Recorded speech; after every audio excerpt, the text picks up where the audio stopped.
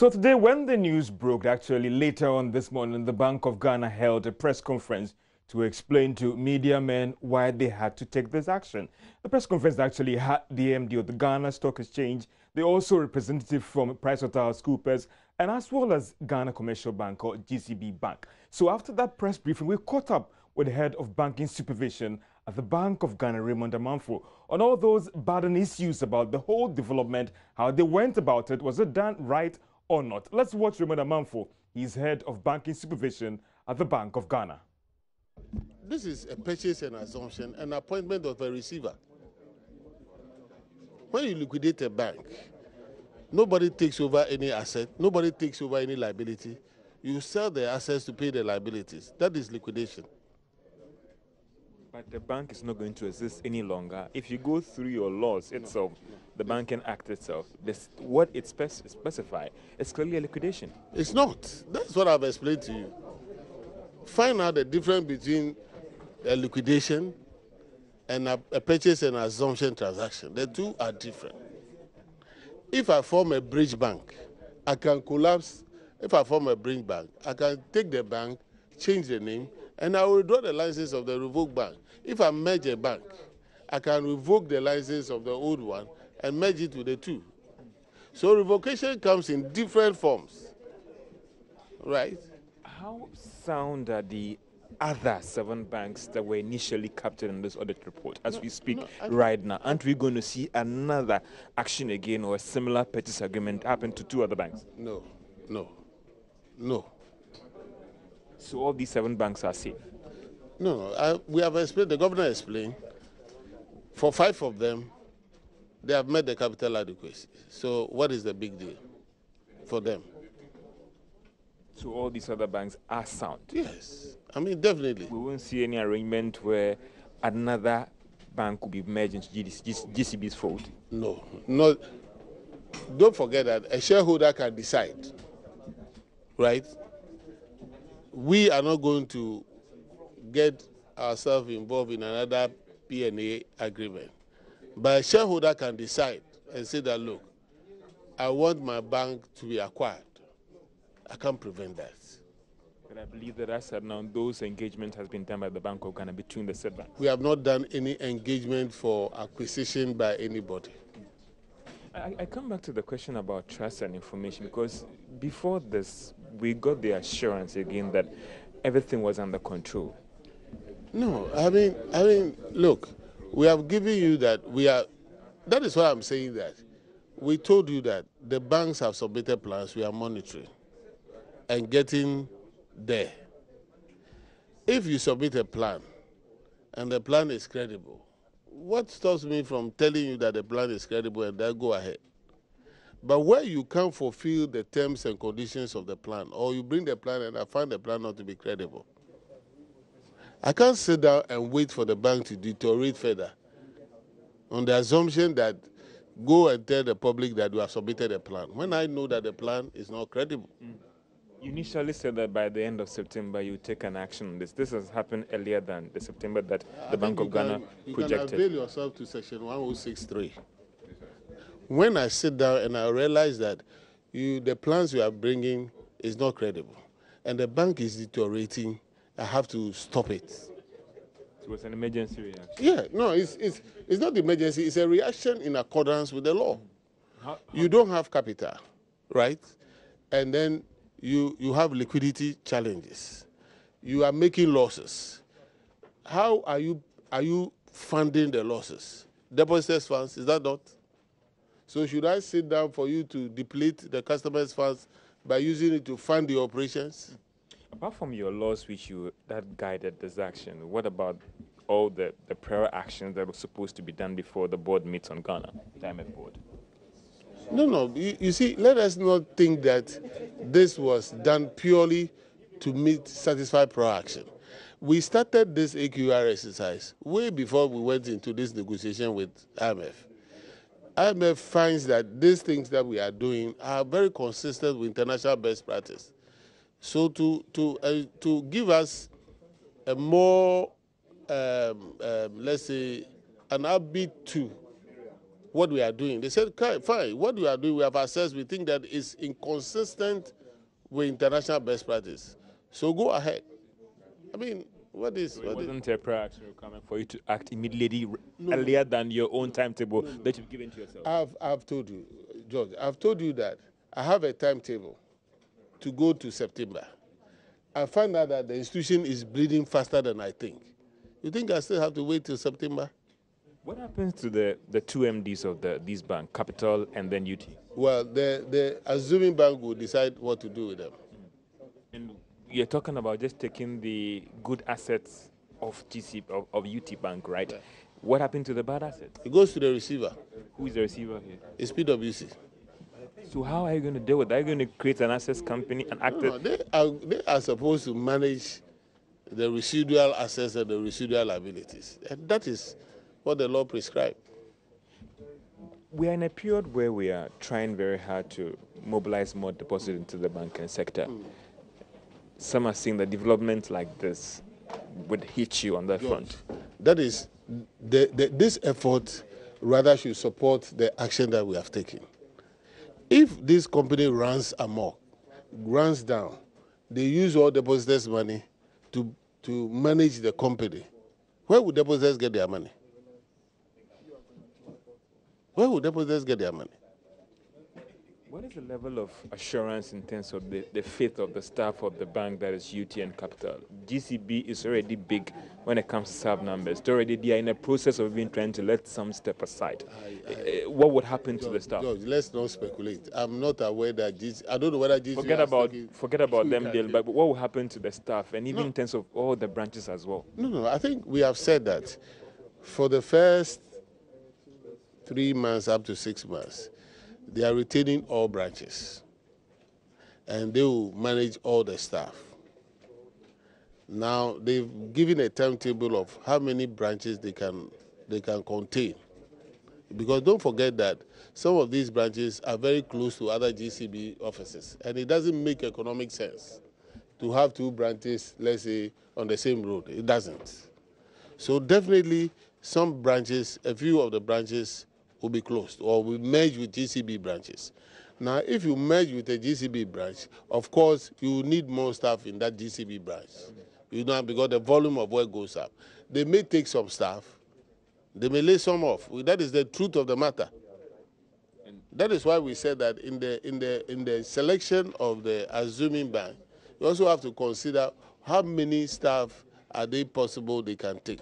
What are the proportions of various bidders, and you decide on all this mix of. So that was the head of banking supervision at the Bank of Ghana, Raymond Amman, for sharing us some light on this particular issue. But I know what question people are asking themselves is that, how did we get here? Well, they've argued or they've said that UT Bank gave out some loans, it went bad. Capital Bank also gave some loans and it went bad. And if you are not able to bring back these loans in terms of people paying back on time, obviously your capital adequacy ratio or solvency will be affected.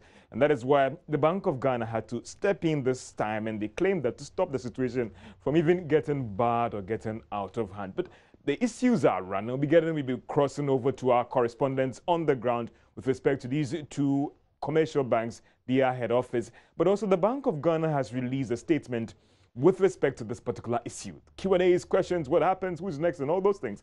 Odelia Ofori joins me in studio with more developments on this particular issue.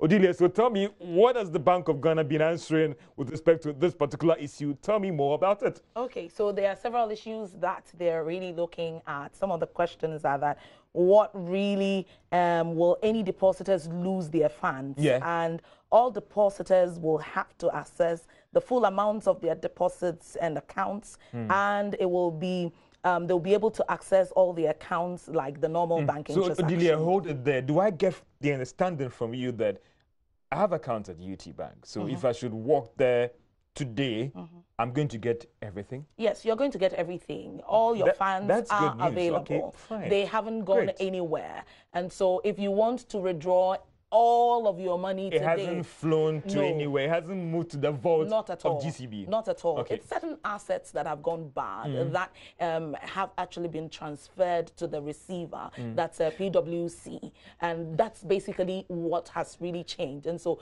those bad assets, which has governments guaranteeing, will basically be the because ones Odile, we also understand that for those assets that are deemed to be bad, government is underwriting those assets. That's right. That's so right. they are taking that asset so it doesn't hit the books or affect the position of GCB, right? That's right. So GCB is going to be taking some assets off. The good ones? Yes, the good assets off UT Bank. They will and go then for the bad government actually then handles the bad assets. But quickly, let me read this other question. It says, what will happen to clients and depositors? And I've already said that their monies are actually like intact. And then what will happen to borrowers? Borrowers are expected to comply and pay their monies. And so if you're looking at this being an opportunity to actually default run away, on your loans, you actually are really starting on bad footing because GCB is really going to come at you. Interesting. So I cannot take that money and run away? Not at all. You cannot. This is not an exit time for you to take that money and run away, because you've got to really comply with the spirit of that loan that was giving you. All the laws surrounding whichever money you took still stands. So if you were giving 6 months to pay every month, whichever amount, you just go to that branch that you work and make payments. I don't know what we are picking from the ground, but let's also look at the actions that the Bank of Ghana has taken to protect depositors' funds. I mean, I walked to an ATM of UT Bank over the weekend trying to make some withdrawals, and I was told that the ATMs are down for repair work. So how do we ensure that when I walk into the banking hall of UT Bank, I can make those withdrawals? What actions have been put in place? Can you help us if it's in those Yes, statements? I mean, I think the Bank of Ghana has made it very clear that people shouldn't panic. People shouldn't be afraid. You should just be able to walk into those banks and pick any monies that you will want to pick. Nothing has really changed. Wouldn't there be any limit on withdrawals? Because if I have like maybe 20,000 or maybe I have about 1 million Ghana cedis at UT Bank, can I walk in and withdraw everything today? You can take your money. What the Bank of Ghana is only saying is that nothing has really changed with the bank. So the reason for which you would want to go and withdraw all that cash is non-existent, because nothing has changed. It's just the names that have changed. Bad assets are being handled by PwC. And therefore, really, why should you go for your money? I see. But Rhoda, again, Julia, being again engaging people, I know industry people and all the rest, what has been their concerns? People have also raised issues with the approach, how the Bank of Ghana went about dealing with this particular issue. Yes. What do you make of this? Well, the basically, I think that the issues that have come up is that the whole process, the Bank of Ghana has not done due diligence when it comes to following the whole process. You are the bank today, and I know you've been speaking to some of them on some of these issues. So I want to throw it back to you and ask, what has the bank also been defending themselves on this issue? It's interesting because they've been saying all sort of things, the fact that there was nothing wrong. But, you know, let's try, and we'll be getting onto the ground to speak to some of our correspondents who are scattered all over the branches, trying to get what is actually on the ground. But quickly, let me not take the wind out of the sail of Eben, for instance, who went to the Nima branch, and the police won't just allow him access. And so now that it's 1 o'clock, I'm sure we'll be able to have access to places that we Let's get on to. Let's actually first take the report by my colleague, Eben, who actually did a wrap on this particular issue from one of the banks that has been affected.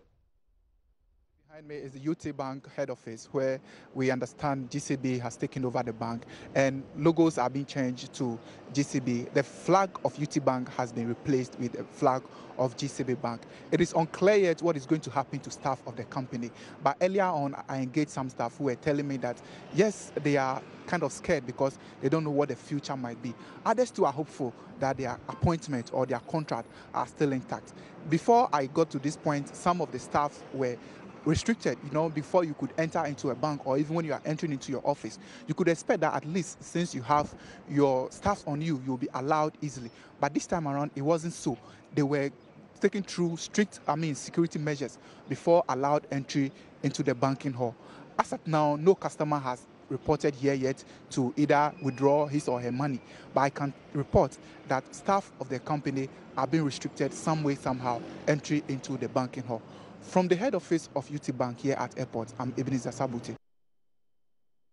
Colleague Ebenezer Sabuti bringing us updates on the particular issue at UT Bank, the situation on the ground. What about Capital Bank? What happened there this morning? Kuku appears my colleague, and she brought us this report. I'm currently standing in front of the Capital Bank headquarters on the Spintex Road. We've been here since about 7:30 this morning, and security seems to be quite tight on the compound. We've spoken to some workers, and they've told us, they've informed us that GCB officials are there going through their systems and checking on their businesses. They said transactions will start at 1 p.m. After 1 p.m., therefore customers will be able to come into the bank and go about their usual transactions. But until then, the compound is closed off to anybody apart from working staff. We also ascertained from some of the staff that they were not aware of the changes that were going on until this morning. So they closed from a meeting that was held earlier. And we've seen the MD of the bank also enter the bank, but we've not been able to get any word from him yet. We'll definitely bring you more updates on that. My name is Kuku Apia. So our reporters has been on ground since morning getting all the updates, and that report was earlier put together by Kuku Apia. But what is happening now at the new GCB Bank, no longer Capital? Kuku is there live and we're going to get more details on the ground. Kuku Apia, so tell me what is happening now. Is it now GCB Bank or GCB Capital or what? Tell me more, Kuku.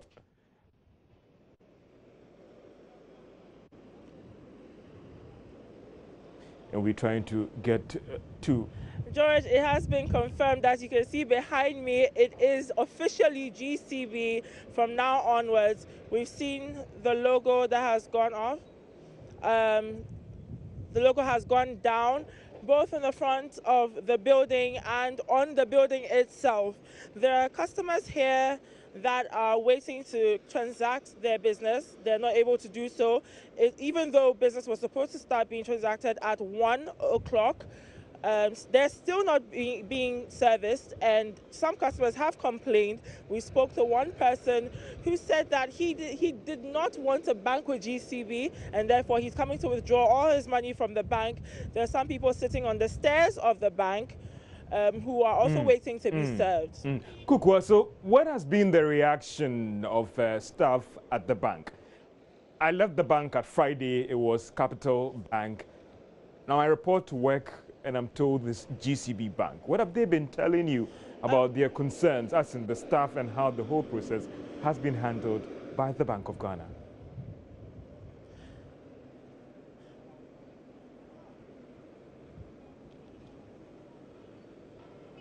Well, George, we spoke to some of the staff earlier, and they expressed some frustration due to the fact that they were not notified prior to Monday, today, and that has troubled them. Some of them are expressing some concern as to whether or not their contracts will still hold, whether or not their positions will still hold. So some people also have expressed some emotion. We saw some people crying when the logo of Capital Bank was coming down and GCB was being put up. So yes, it's a varied reaction. Some people are also confident that their positions will hold. So it's a varied reaction that we're getting now. Interesting, Kuku. Let me come back to you about the customers and getting access to their deposits. We're told that from 1 o'clock they can get access to their accounts. As we speak right now, have you seen some people walking in to make the required withdrawal? So earlier on, have you seen people walking into the banking hall to make the required withdrawals?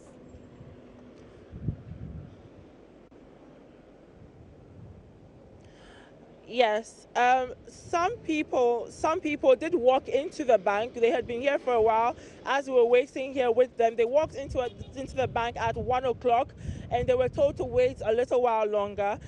During that period of time, there are other people who have come to the bank and have not been served, and they are the ones who you would see behind me sitting on the stairs, walking around on the veranda, waiting to be served. So we're still on standby to see whether or not transactions will start this afternoon.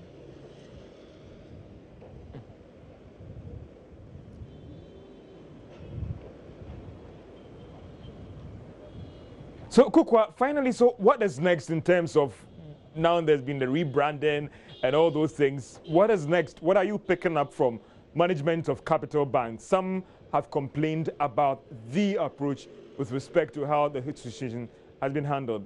What have you picked up from management of bank?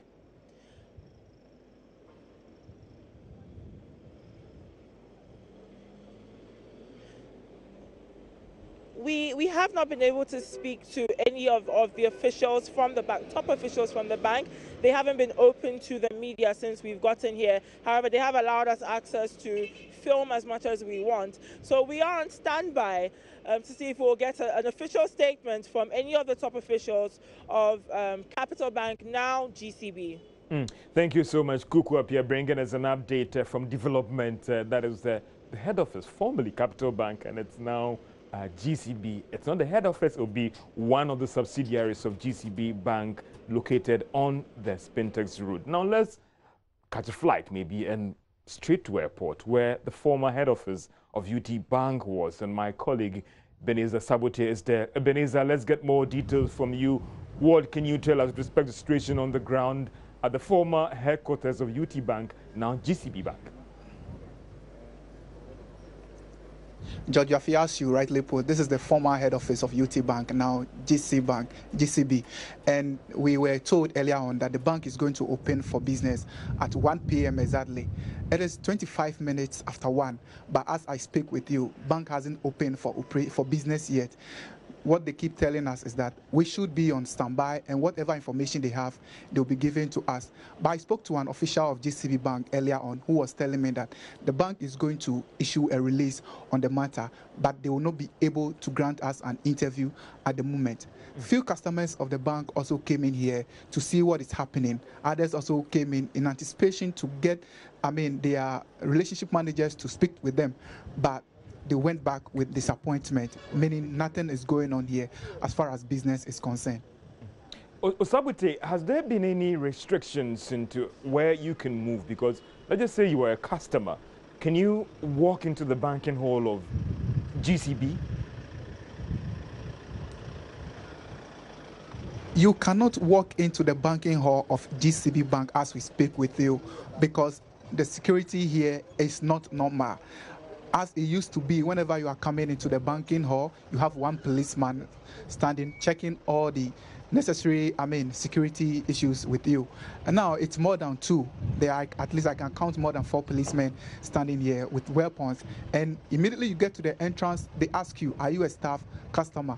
Whatever you say, when you are a customer, you go back because they will tell you that they are not doing business for now. Staff are being allowed in. Earlier on, staff will have to write their names and their details before they were given access to the hall, let me say that. But now we the media are still outside the banking hall. Eben, so what else? Finally, when are we likely to see the branch of GCB airport branch being open to customers? When I engaged the official of GCB, he was telling me that in about 30 minutes time, they should be open for a business, but they cannot tell us the exact reason why, as at now, bank hasn't opened, operations hasn't opened. Let me also put it that I visited one of the Capital Bank branches at the airport here, and I was given the same information. I was told that bank is yet to open, therefore I cannot do business. I disguised myself as a customer of the bank. I went in. They couldn't even allow me access to the place, to the banking hall. Thank you so much. That was my colleague, Ebenezer Sabote, actually bringing us update from the UT Bank head office and airport, now an outlet or maybe going to be a subsidiary of GCB. Now, in all these developments are the customers. What would happen to their deposits? If you're a customer of UT Bank, if you were a customer of Capital Bank, you were asking what happened to my deposits. We have been engaging these customers of these banks, and here are their views of customers of these banks out there. We'll go very soon rolling those shots for you to have a view. So let's watch the customers of these banks. What do they make of this development? We came here just because we are coming to collect our monies, but they said just because we should go so that 1 o'clock we should come back.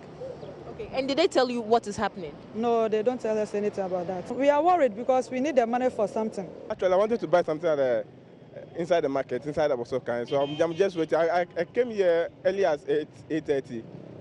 But by now, they are even calling me why. But by now, I don't even know what to do right now. So I don't know. They said I should wait for 1 o'clock. I don't know. They didn't even, no information. I don't know. They didn't even inform us. Okay. So I don't know what is going on inside there.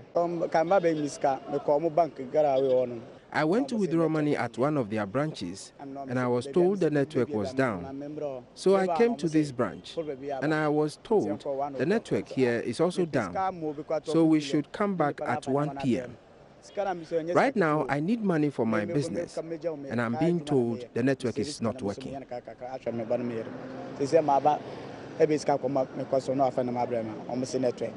We just heard the views of some disgruntled customers of the UT Bank, and what is happening is that, according to them, when they came this morning, they have been turned away. So for you, a business person, if you have been following the business news, there were reports that some banks were under distress as the Bank of Ghana prepared to increase the minimum capital. So this morning, we all woke up to a shocking news in the world of banking that GCB Bank has acquired UT Bank and Capital Bank. So currently I'm standing at the Obosiokai branch of the UT Bank, and as you can see behind me, the ATM is not working and customers are being turned away. But according to officials from this side, well, they will be open for business from 1 o'clock. However, until then, the customers seemed quite disgruntled. But we wait and see what happens. Again, interesting development. And as the news broke, we also get a new reaction from several quarters of the economy and what those who are in the industry saying about this development. Daniel Sedo has worked in an insurance firm. He's an analyst, he's a former NPRA boss, and very passionate about development in the banking sector. Let's get his views on this development.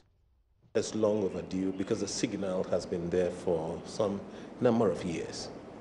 We need to build a stronger financial services sector.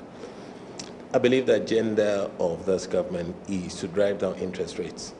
You cannot drive down interest rates if banks are not performing well. That is, if facilities are given, loans are given, and the loans are not paid. That feeds into the higher interest rate. So probably it's a signal to all the banks that, look, you need to start putting your house in order. Else, we'll have to find a way of restructuring you. Some of our reporters have been in and around several, branches of these affected banks, and the atmosphere is that of panic. Most customers there are saying that, the banks have been closed, the fear of losing their funds and everything. What do you have to say to this very situation? No, if you read the circular making the rounds, they talk about the banks opening at 1 p.m. So they need to wait. They need to exercise patience. I think the approach of the central bank is good enough.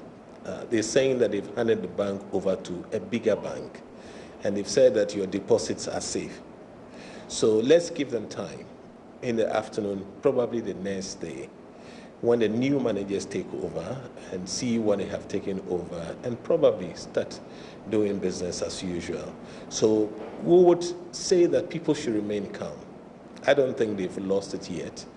Of course, the bank is in distress or was in distress. There will be some minimal effect, but I don't think it will be major. Particularly the approach the central bank has adopted by roping in the GCB to take over. So for me, it's a good approach. So what kind of advice do you have for the other smaller banks? It's not even about smaller banks, the banks that are not being efficient. The advice is that, look, start doing things properly. There's a way to do banking. Work on your deposits as much as you can. If you can get cheaper deposits, fantastic. Unfortunately, you can't get cheaper deposits these days. So your deposits are expensive.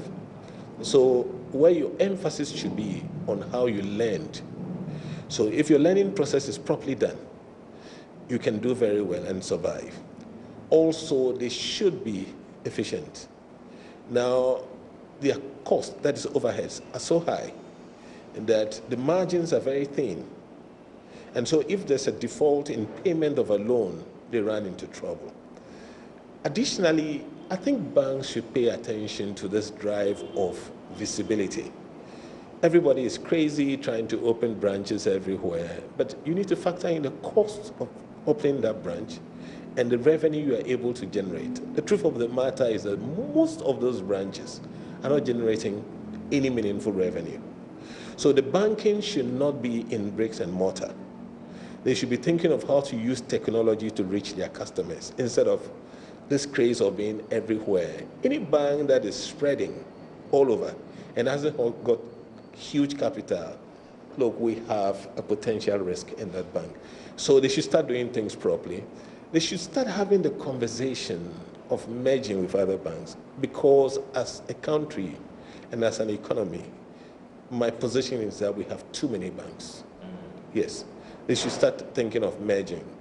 It is not good to wait for the central bank to close you down, but you can, on your own, initiate discussion with other banks and then merge with them. Are we to foresee more takeovers in the near future? Well, that's up to the central bank. What I can say from where I sit independently is that we do not have a very solid financial sector as of today. And so I believe the central bank will still have to do a lot more work to find a way of consolidating the banking sector. So I cannot tell you whether there will be more takeovers, but there's still work to be done. Finally, can we also say that this is not going to affect the integrity of Ghana's banking sector? No, I think the approach is good. The approach is good. The challenge is how to support the banks to recover the bad performing loans. Of course, UT and this other bank, but I've given some facilities that are now coming back. Other banks may see themselves in those positions. How do we work with them to recover those facilities? That is where the issue is. Daniel Sedo is the former boss of the National Pensions Regulatory Authority. He's an insurance expert. He's a banking expert as well. He's been following the industry keenly. But we have some statement coming in from GCB Bank, and let me try and capture the most essentials for you. So GCB is saying has effect assumed 53 branches of the two banks, thereby growing its network to 214. The banks is saying that they bring expertise and capacity, that is managing basically substantial profitable institutions. Now he's saying that customers of UT and Capital Bank are assumed an unaffected access to the channels and staff of GCB. Now what the statement is trying to assure us here is that whatever service that GCB is offering to clients, basically you can have access to them. Now 5 says the corporate and SME customers will continue to work with their relationship managers in collaboration with GCB to facilitate smooth transition of business and continuity. The existing channels of service will remain functional whilst they rebrand to reflect the change in ownership. During the transition period of up to 6 months, this arrangement would actually prevail, while procedures are actually put in place to ensure that they gradually merge their branches together. Now, suppliers of the two banks in situation need to register with the bank. So, for instance, you're trying to tell us here, if you were making any supplies to Capital Bank, if you were making any supplies to GCB, you need to register with actually GCB so that they can actually help facilitate that process. Today, the newly acquired branches of UT Bank and Capital will open at 1 o'clock, and we are yet to get those details as and when these banks would actually open to customers when it comes to this particular issue. So it has happened. You remember actually previously running to this, we told you about the fact that two banks actually are on the verge of being liquidated. The Bank of Ghana actually disagreed with us and said that was not the issue. So these are the two banks that we're talking about, the fact that they are going down and they have gone down, and there is a new owner, GCB now. So walking to any of these banks, and that would you, or that is what you're going to see. This is Marketplace. Let's see whether we can get some investment tips for you whilst we get back to development on this particular issue. The revocation of license of UT Bank and Capital Bank. GCB is now the new owner of these two critical institutions.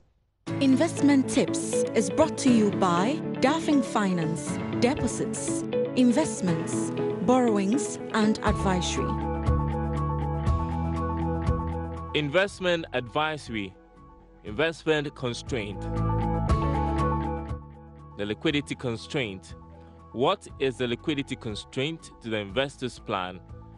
This tells the need for cash in excess of new contributions or savings during the investment horizon.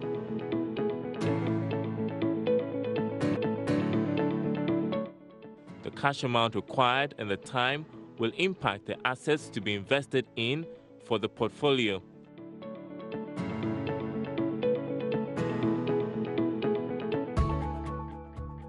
This will impact the returns expected, as near cash investments will have to be included in the portfolio.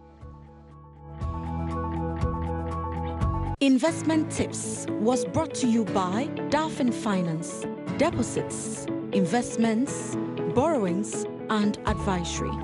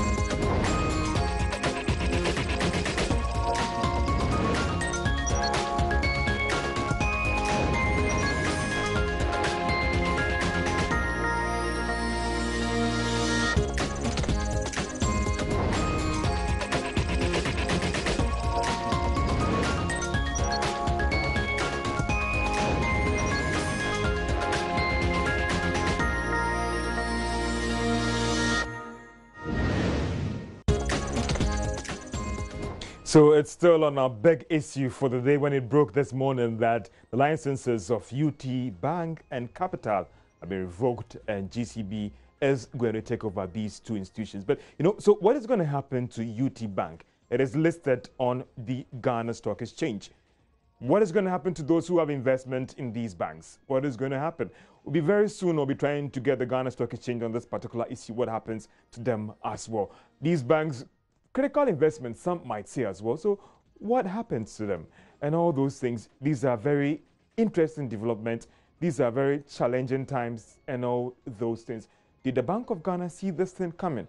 What about the time to react to this particular issue? And the fact that some of these industry people are sitting on some toxic assets as well. What is going to happen to all these developments? This here on Marketplace, we are trying to look at all these developments and how we can get a better understanding of it as well. This is Marketplace, and we're looking at the revocation of the licenses of okay, and as if you can see on your screen, these are live visuals actually from UT Bank, formerly the headquarters of UT Bank, and it's now GCB. You've seen some people engaging some customers. So let's actually go there live and get more details on what is happening. I believe it's possible. The little knowledge I have, I don't think there'll be a problem in retrieving your money, because if there was going to be a problem, they wouldn't maybe make another bank takeover So the fact that someone else is taking over, it means that your money is still safe. That's the little knowledge that I know. So are you going to stay here, or you are going to a different branch to see whether you can get your money? No. Apparently, it's all branches. So I'm going to wait and take the money, or I'll come back. It depends. It's up to me. Are you disappointed that you have to learn? You have to learn about this situation in the media, but not informing you as a customer? I'm not disappointed. I believe they have their reasons for everything that is happening. Like I said, let's just wait for management to come out and tell us exactly what is going on. I'm not disappointed at all. You just saw my colleague Ebenezer Sabuti was engaging some customers of former customers or customers of UT Bank, now GCB. So you can still, earlier on we're showing you live views from former head office of UT Bank, now GCB. Details on what these customers make of this development and what would happen actually going forward. Let's get back and hear this customer of UT Bank actually sharing his views. Do what I came here to do, so I'm not panicked at all. Are you here to withdraw money or to deposit? I'm here to cash a check. To cash a check? Yep. Okay, so now what is your next decision? What are you going to do? I'm waiting because they told me to wait for a while and then I can do it. So I'm just waiting to do it. Are you disappointed? Not at all. Why? Because I've been with the bank for a while now and I still have trust in them. Okay. So how do you hear the information? I heard it over the news. Which of the news networks? I think Joy. Yeah, Joy. That's fine. So are you going to come back or you are waiting? I'll wait. I'll wait and go ahead with it. All right. But all I want to say is that I think everybody should just keep calm and then wait till management, UT Bank management, comes out to tell us exactly what to do. But don't be in a rush. Don't say you are coming to take your money or do this, do that. I believe we are still in safe hands. So let's just take our time and then see what the management has to say to us. All right, okay. Thank you so much. You're welcome. Thank you. So it's interesting, and we hope that this confidence in the banking system will actually run through the other countries or maybe other regions and even cities as well. For that customer over there, she was confident that things should be okay for her. But would that really be the situation across board with respect to across the country? And what do these customers make of what is happening? Would there be a serious run on the bank? What about the entire banking industry? That is where the concern is. But the fact that we are in a process where we are trying our possible best, or the Bank of Ghana, even the regulators are trying as much as possible to actually mobilize more customers or bring more deposits into the banking system. But could this actually impact? Could this actually affect efforts to actually bring more people into the banking sector or not? Well, we'll be trying to get more details on that with some banking analysts about how this would actually affect the entire banking industry or not. So this is Marketplace, and we are looking at the revocation of license of UT Bank and Capital Bank. CB has taken over. Let's get back onto the ground and also engage another customer of one of the affected banks and what they make of this development. Are they going to withdraw all their license or all their deposits, or they are actually going to stay with the bank? Some critical issues there. Did we see it coming? What about the time reaction of the Bank of Ghana? The fact that some people have argued that there are serious issues in the banking industry.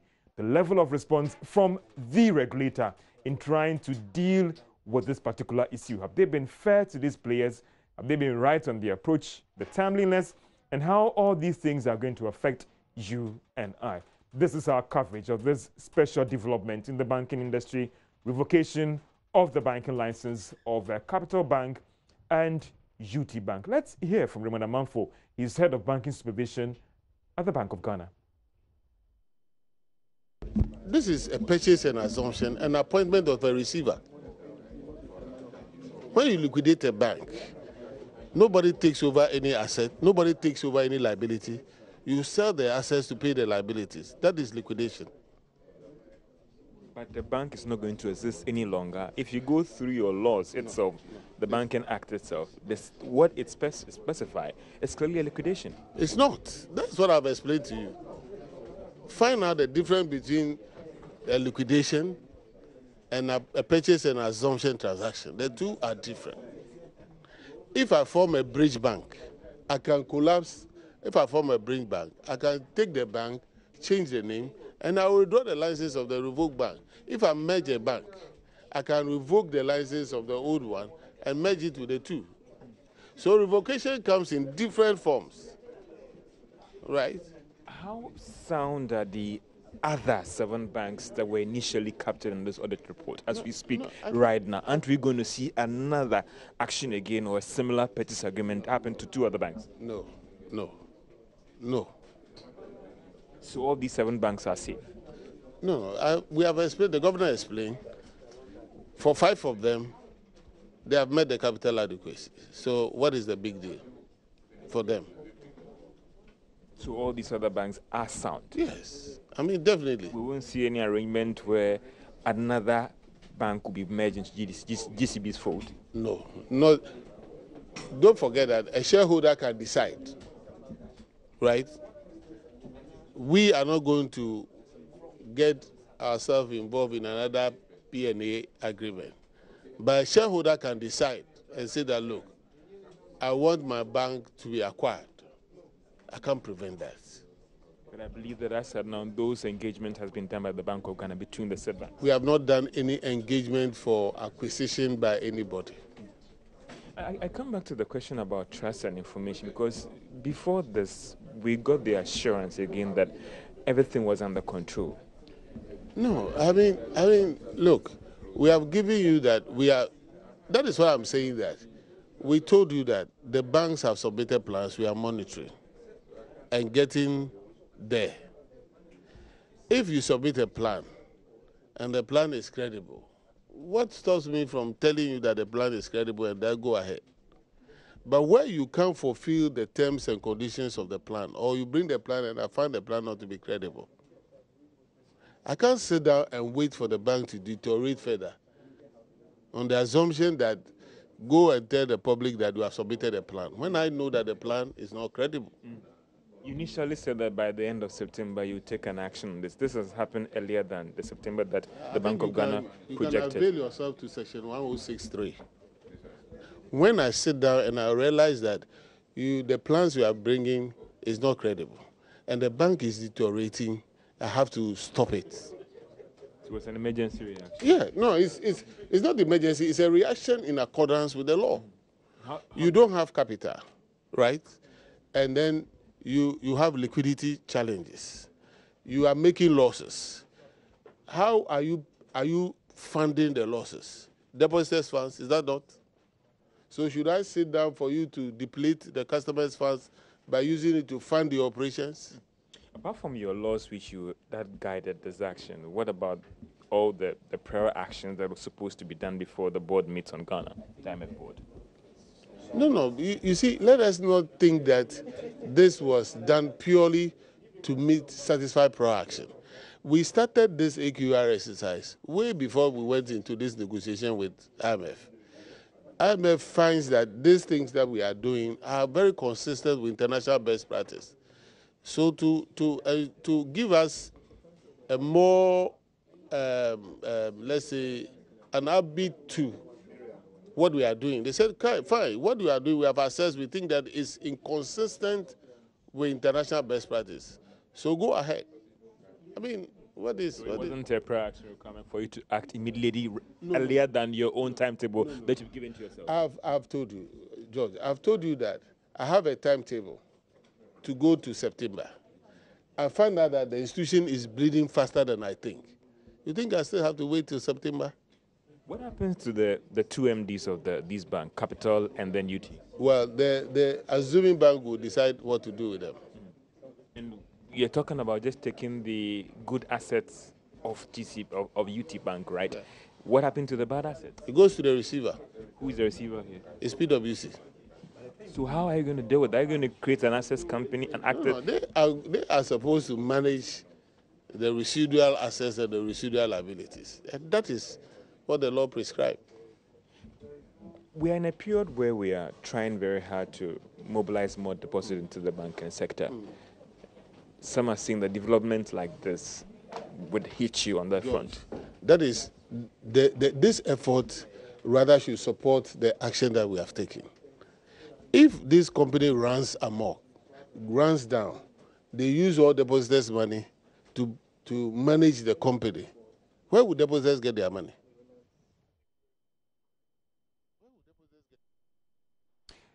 Let's get back to the headquarters of UT Bank and now GCB. My colleague Ebenezer Sabote is there and bringing us update on what is happening there right now. Eben, if you can hear me, tell me what is the latest from airport with respect to things that are happening on the ground at GCB Bank Airport Branch.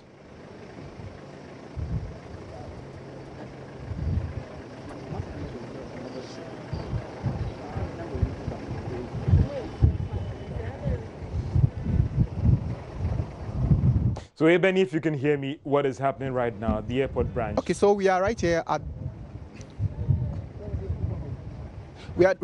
the former head office of UT Bank, which is now GCB Bank. And as I reported earlier on, some customers came in and a bit disappointed. I engaged 2 customers here who were saying they're coming in for some cash, for some businesses, but they got here and a bit disappointed. One told me he was coming for about 5,000 cedis. I asked him whether he came here because he heard the news and he wanted to withdraw all his money. But he responded no, because he's just going to use it for business and is hopeful that he was hopeful earlier that he was coming for his money, but upon reaching here, he got information that the bank is not operating. They were given 1 p.m. as the time for business, but they got here 1:20, 1:25, and still bank hasn't started operation. As I speak with you, officials are tight-lipped about the matter. All they are saying is that they are going to issue a press release for the media. Thank you so much, Eben. So Eben, tell me, why are they still not open the branch for business? Because we're told 1 o'clock and people need their money to move ahead and undertake transactions for today. Exactly, you said people need their money. We've been asking this question for the past 2 hours, but we seem to not be getting any answer. All they are telling us is that they are going to issue a release. Therefore, we should hang on. Whatever will come in the release, we should broadcast to our viewers and our listeners. They also tell us that very soon, the Bank of Ghana, after the Bank of Ghana has come up with a statement, they will hold a press conference and do that, release that statement. George. Thank you so much, Ebenezer Sabote, bringing us update from the former headquarters of UT Bank, now more of a subsidiary of GCB. The debate, the questions will still go on, but then the question that people will be asking that, so what is next? What happens next? Did we see this coming? What about customers, deposits, and all those things? What are the lessons? Maybe it's about time that the banks become a little more prudent with their funds in terms of lending and all those things so that we would not get here. Well, there'll be more update on this coming from the Ghana Stock Exchange, GCB, on this development on Business Live, because this is the network you to get all the updates from on this development, all those things that matter to you and I here on Multi TV Joy News channel and also on our business channel. My name is George Wiafe, and I'm out getting more information on this development. Have a good afternoon.